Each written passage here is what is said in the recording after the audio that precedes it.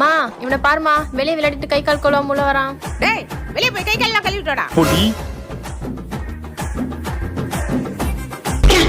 அப்பா யாராவது கொட்டினது? ஒருவேளை அவ்வளோ இருப்பாளோ? இவங்க தானே உட்காந்துருக்கா. அப்ப கொட்டினது யாரு? யாரா இருக்கும்?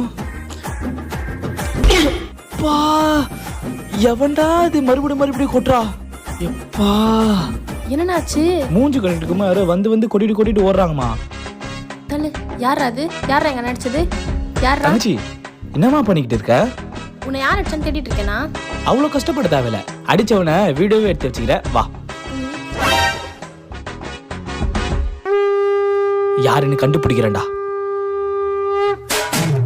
இப்ப வாங்கடா. என்ன இது?